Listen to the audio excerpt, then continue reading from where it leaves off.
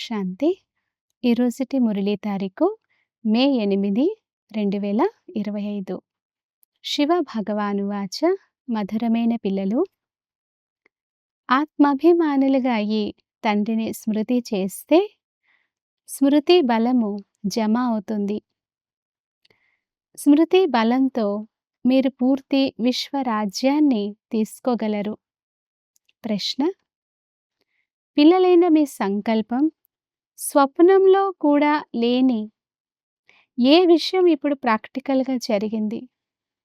జవాబు: మేము భగవంతుని ద్వారా రాజయోగం నేర్చుకొని విశ్వాధికారులుగా అవుతామని మీ సంకల్పము స్వప్న మాత్రంలో కూడా లేదు.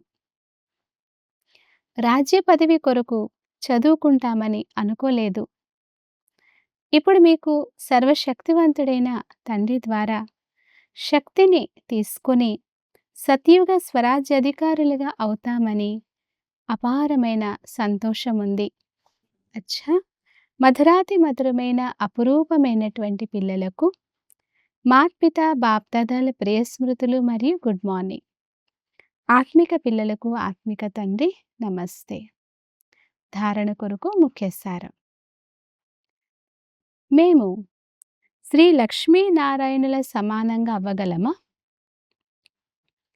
మాలో ఏ వికారం లేదు కదా? ప్రదక్షిణ చేసి వెళ్ళే దీపపు పురుగులమా లేక బలి అయ్యేవారమా?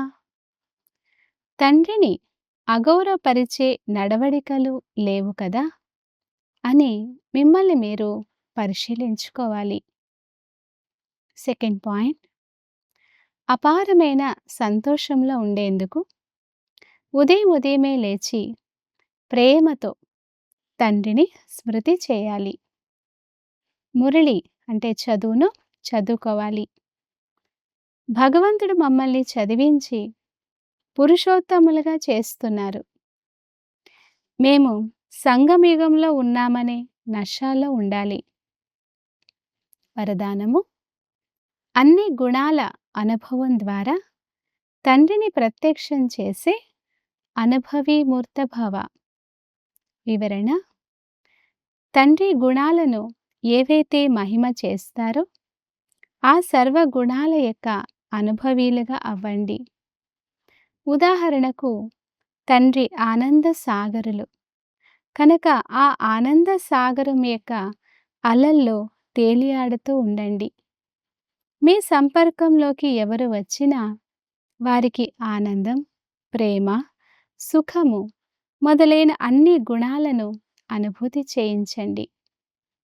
ఇలా అన్ని గుణాల అనుభవీమూర్తులుగా అయినట్లయితే మీ ద్వారా తండ్రి యొక్క ముఖము ప్రత్యక్షమవుతుంది.